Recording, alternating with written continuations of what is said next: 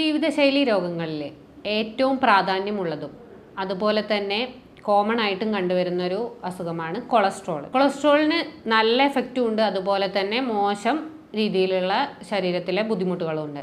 അത് മെയിനായിട്ട് നമ്മൾ കൊളസ്ട്രോൾ എന്ന് പറഞ്ഞു കഴിഞ്ഞാൽ മോശം രീതിയിൽ മാത്രമാണ് ചിന്തിക്കുന്നത്. എന്നാൽ അതിൻ്റെ ഗുഡ് എഫക്ട്സ് എന്താ നമുക്ക് ആദ്യം നോക്കാം. അപ്പോൾ കൊളസ്ട്രോൾ നമ്മുടെ സെൽ കോശങ്ങളിലെ ബിൽഡിങ്ങിന് വേണ്ടി സഹായിക്കുന്നുണ്ട്. അതുപോലെ തന്നെ ശരീരത്തിലെ വിറ്റാമിൻ ഡി അബ്സോർബ് ചെയ്യണമെങ്കിൽ, ആഗിരണം ചെയ്യണമെങ്കിൽ ഏറ്റവും വേണ്ട ഒരു സാധനം എന്ന് പറയുന്നത് കൊളസ്ട്രോളാണ്. അതുപോലെ തന്നെയാണ് ശരീരത്തിനൊരു ഊർജം കിട്ടാൻ കൊളസ്ട്രോൾ സഹായിക്കുന്നുണ്ട്. പിന്നെ ശരീരത്തിലെ ലിവറിലെ ബൈൽ പ്രൊഡക്ഷൻ, അതുപോലെ തന്നെ പല ഹോർമോണുകളുടെയും പ്രൊഡക്ഷന് വേണ്ടിയിട്ട് കൊളസ്ട്രോൾ സഹായിക്കുന്നുണ്ട്. എന്നാൽ ഇതേത് സമയത്താണ് നമുക്ക് മോശമായിട്ട് മാറുന്നത്? അപ്പോൾ ആദ്യം നമ്മൾ എന്താണ് നല്ലതെന്ന് അറിഞ്ഞു, ഇനി അതെങ്ങനെയാണ് നമുക്ക് മോശമായിട്ട് മാറുന്നത്. അപ്പോൾ എപ്പോഴാണ് ഇത് ചെക്ക് ചെയ്യേണ്ടത്, ഇതെങ്ങനെ നമുക്ക് നിയന്ത്രിക്കാം, ഇതാണ് നമ്മൾ ഇന്ന് ഈ വീഡിയോയിൽ പറയുന്നത്. അപ്പോൾ ആദ്യമായിട്ട് എപ്പോഴാണ് മോശമായിട്ട് മാറുന്നത്?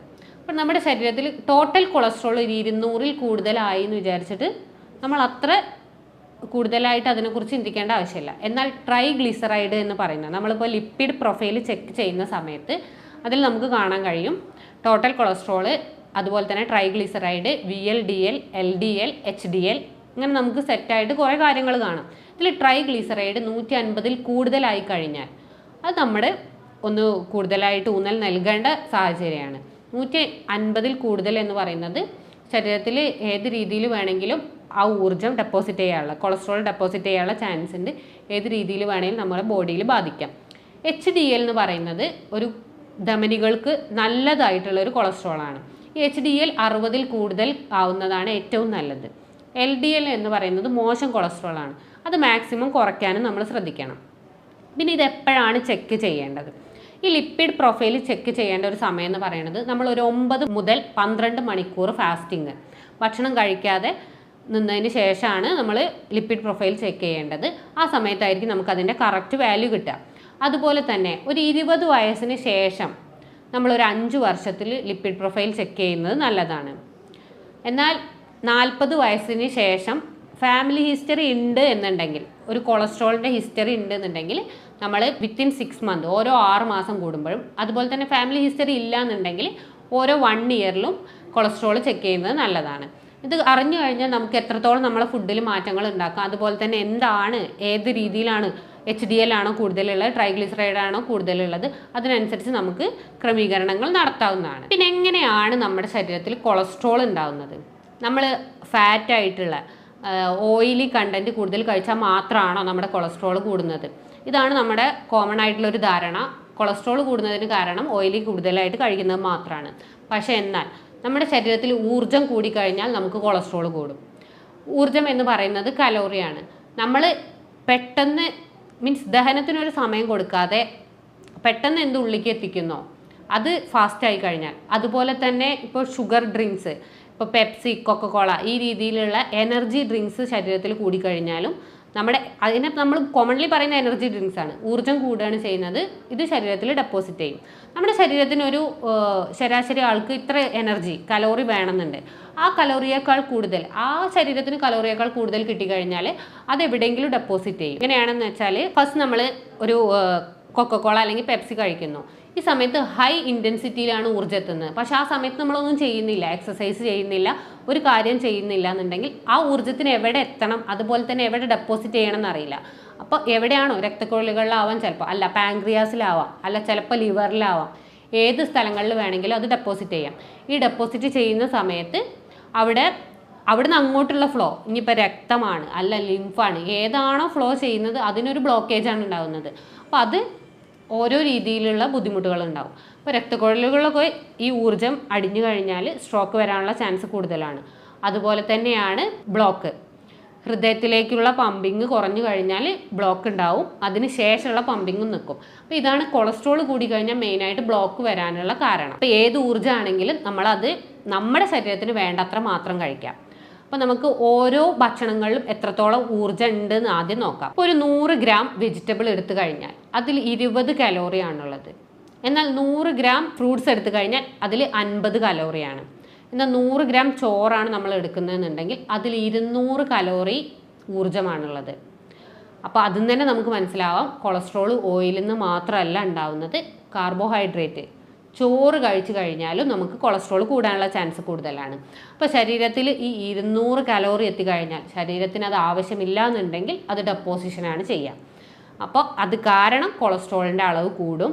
അപ്പോൾ അത് ഫാറ്റായിട്ട് കൂടുതലായിട്ട് ഡെപ്പോസിറ്റ് ചെയ്യുന്നുണ്ടെന്നുണ്ടെങ്കിൽ അത് ഫാറ്റ് ലിവറായിട്ട് മാറും.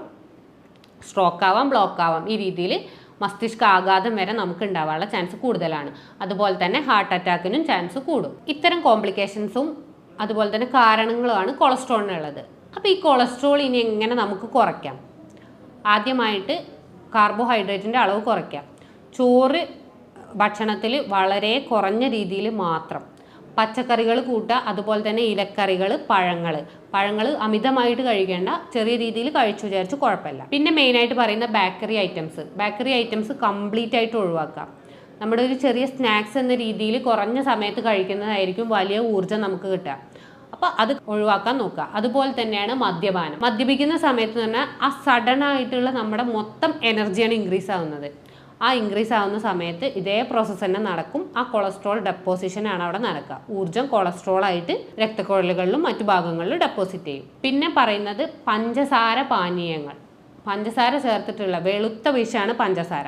അപ്പോൾ ഇത് ചേർത്തിട്ടുള്ള എല്ലാ പാനീയങ്ങളും, പെപ്സി ആവാം, കൊക്കക്കോള ആവാം, ചെറിയ ഫ്രൂട്ട്സിൻ്റെയൊക്കെ നമ്മൾ എന്നൊക്കെ പറയുന്ന അങ്ങനത്തെ ഫ്രൂട്ട്സിൻ്റെ ബുദ്ധായിരിക്കാം, എല്ലാ പാനീയങ്ങളും കംപ്ലീറ്റ് ഒഴിവാക്കാൻ നോക്കുക. പിന്നെ ഈ ഫ്രൂട്ട്സ് കഴിക്കുന്നതും ഫ്രൂട്ട്സ് ജ്യൂസ് കഴിക്കുന്നതിലും രണ്ട് രീതിയിലാണ് ശരീരത്തിൽ കിട്ടുന്നത്.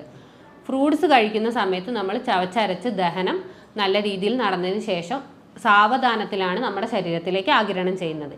എന്നാൽ ഫ്രൂട്ട്സ് ജ്യൂസ് കഴിക്കുന്ന സമയത്ത്, ജ്യൂസ് എന്ന് പറഞ്ഞാൽ പിന്നീട് നമ്മുടെ ശരീരത്തിന് ഒന്നും ചെയ്യാനില്ല, അത് ഉള്ളിലേക്ക് എത്തുമ്പോൾ സഡൻ ആയിട്ട് നമ്മുടെ എനർജിയാണ് ഇൻക്രീസ് ചെയ്യുന്നത്. ഈ സമയത്തും ഇതിൻ്റെ ഊർജ്ജം കൂടുകയും കൊളസ്ട്രോൾ ഡെപ്പോസിഷൻ വരാനും കാരണമാകുന്നുണ്ട്. അതുപോലെ തന്നെയാണ് നമ്മൾ കഴിക്കുന്ന കേക്ക്, ഐസ്ക്രീം, ചിപ്സ്, ഇതുപോലുള്ള സാധനങ്ങൾ, ഇതെല്ലാം കംപ്ലീറ്റ് ആയിട്ട് ഒഴിവാക്കാൻ നോക്കുക. ഐസ്ക്രീമിനൊക്കെ ആ സഡൻ കിട്ടുന്ന പ്ലഷർ, ആ ഒരു ഊർജ്ജമാണ് കൊളസ്ട്രോളിന് കാരണമാകുന്നത്. പിന്നെ പറയുന്നത് ഒരു ഇറഗുലർ പാറ്റേൺ, അതിൽ നിന്നൊരു റെഗുലർ പാറ്റേൺ നമ്മൾ ഫോളോ ചെയ്യുക. നമ്മുടെ ശരീരത്തിൽ പല സമയങ്ങളിൽ പല രീതിയിൽ ഭക്ഷണങ്ങൾ എത്തിക്കഴിഞ്ഞാൽ ശരീരത്തിന് അത് വേണ്ട രീതിയിൽ യൂട്ടിലൈസ് ചെയ്യാൻ കഴിയില്ല. അത് കറക്റ്റ് ടൈമിലാക്കുക. ഒരു 1-1.5 മണിക്കൂർ മാറി വിചാരിച്ച് കുഴപ്പമില്ല, ഏകദേശം കറക്റ്റ് ടൈമിൽ ഫോളോ ചെയ്യാൻ നോക്കുക. ഇത്രയും കാര്യങ്ങളാണ് നമ്മൾ ഫുഡിൻ്റെ കാര്യത്തിൽ നിയന്ത്രിക്കേണ്ടത്. പിന്നെ ഇനി എന്തൊക്കെ ഫുഡാണ് നമ്മൾ കഴിക്കേണ്ടത്, ഇപ്പോൾ ഒഴിവാക്കേണ്ടതാണ് മെയിനായിട്ട് പറഞ്ഞത്. കഴിക്കേണ്ടത് എന്തൊക്കെയാണ്? നമ്മൾ സാലഡ്സ് കൂടുതലായിട്ട് കഴിക്കാൻ ശ്രദ്ധിക്കാം. വെണ്ടയ്ക്ക, ക്യാബേജ്, ബ്രോക്കോളി, കക്കരിക്ക, ക്യാരറ്റ്, ഇങ്ങനത്തെ സ്ഥിരമായിട്ട് പച്ചക്കറികൾ സാലഡാക്കി കഴിക്കാൻ നോക്കുക. അതുപോലെ തന്നെ ഇലക്കറികളും ശരീരത്തിന് നല്ലതാണ്. പിന്നെ പറയുന്നത് omega-3 ഫാറ്റി ആസിഡാണ്. അത് അയില, മത്തി, ചൂര, ഇതൊക്കെ കറി വെച്ച് കഴിക്കാൻ നോക്കുക. ഫ്രൈ ചെയ്തിട്ടല്ല, കറി വെച്ചിട്ട് കഴിക്കാൻ നോക്കുക. പിന്നെ പറയുന്നത് രാത്രി പഴങ്ങൾ കഴിക്കാൻ നോക്കുക.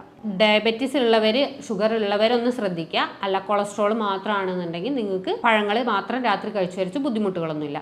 പിന്നെ എക്സസൈസ് ഡെയിലി ചെയ്യാൻ നോക്കുക. ട്രൈഗ്ലിസറൈഡ് കൂടി എന്നുള്ളത് ഇൻവെസ്റ്റിഗേഷനിൽ കണ്ടെത്തിയിട്ടുണ്ടെന്നുണ്ടെങ്കിൽ ഒരു അരമണിക്കൂർ ഡെയിലി എക്സസൈസ് ചെയ്യുക. വെള്ളം നന്നായിട്ട് കുടിക്കുക. ശരീരത്തിന് വെള്ളം എത്തിക്കഴിഞ്ഞാൽ തന്നെ കോശങ്ങളിൽ എത്തിക്കഴിഞ്ഞാൽ അത് ആ ഊർജ്ജത്തിനെ നമ്മൾ ലയിപ്പിച്ച് കളയാനും സഹായകമാവും. അപ്പോൾ വെള്ളം നല്ല രീതിയിൽ കുടിക്കുക. 25 kgക്ക് 1 ലിറ്റർ വെള്ളം എന്നുള്ള രീതിയിൽ ഡെയിലി കഴിക്കാൻ നോക്കുക. ഇത്രയുമാണ് നമ്മൾ ശ്രദ്ധിക്കേണ്ട കാര്യങ്ങൾ. പിന്നെ എന്ത് ചെയ്താലാണ് മാക്സിമം നമുക്കത് നിയന്ത്രിക്കാൻ പറ്റുക നോക്കാം. കഴിക്കുന്ന സാധനങ്ങളിൽ ചവച്ചരച്ചതിന് ശേഷം മാത്രം കഴിക്കുക. ഉമിനീര് കൂടിക്കഴിഞ്ഞാൽ നമ്മുടെ ആരോഗ്യത്തിന് നല്ലതാണ്. അപ്പോൾ ഫുഡ് ദഹനം നടക്കുന്നതിനും ചവച്ചരച്ചതിന് ശേഷം മാത്രം കഴിക്കുക. ഡയറക്റ്റായിട്ട് നമ്മൾ ജ്യൂസാക്കി കഴിക്കാതിരിക്കുക.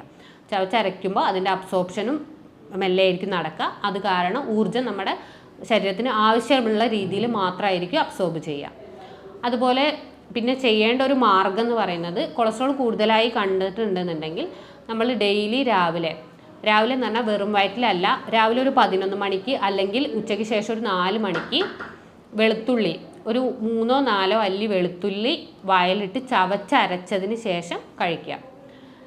ജ്യൂസാക്കിയിട്ടല്ല, ചവച്ചരച്ചതിന് ശേഷം മാത്രം കഴിക്കുക. ഇതും കൊളസ്ട്രോൾ കുറയാനുള്ള കാരണമാവും. ഈ വെളുത്തുള്ളി എങ്ങനെയാണ് കൊളസ്ട്രോൾ കുറയ്ക്കാൻ കാരണമാവാൻ നോക്കാം. വെളുത്തുള്ളിയിലുള്ള അല്ലിസിൻ എന്ന് പറയുന്ന കണ്ടന്റ് ഉമിനീരുമായിട്ട് കൂടിച്ചേർന്ന് കഴിഞ്ഞാൽ അത് കൊളസ്ട്രോൾ കുറയ്ക്കുന്നതിന് കാരണമാവും. അപ്പോൾ ഈ രീതിയിൽ ഡെയിലി നിങ്ങൾ ചെയ്യുകയാണെന്നുണ്ടെങ്കിൽ നിങ്ങളെ ലിപ്പിഡ് പ്രൊഫൈൽ പിന്നീട് നിങ്ങൾക്ക് ചെക്ക് ചെയ്യുമ്പോൾ ട്രൈഗ്ലിസറൈഡ് കുറയും, അതുപോലെ തന്നെ ടോട്ടൽ കൊളസ്ട്രോളും കുറഞ്ഞതായിട്ട് കാണാം. ഇത്രയാണ് നമ്മൾ കൊളസ്ട്രോളിൽ ശ്രദ്ധിക്കേണ്ട കാര്യങ്ങൾ. അപ്പോൾ ഇത് ബ്ലോക്ക് വരാനും വളരെയധികം ചാൻസ് കൂടുതലാണ്. അതുപോലെ തന്നെ മസ്തിഷ്കാഘാതം ഉണ്ടാവാനും കൊളസ്ട്രോൾ ലീഡ് ചെയ്യും. അപ്പോൾ ഇത് വളരെയധികം ശ്രദ്ധിക്കാം. ഇത്രയും കാര്യങ്ങൾ ചെയ്തിട്ടും നിങ്ങൾക്ക് കൊളസ്ട്രോൾ നിങ്ങളുടെ നിയന്ത്രണത്തിലായിട്ടില്ല എന്നുണ്ടെങ്കിൽ നിങ്ങൾക്ക് ഇതിൽ കാണുന്ന നമ്പറിൽ കോൺടാക്റ്റ് ചെയ്യാവുന്നതാണ്.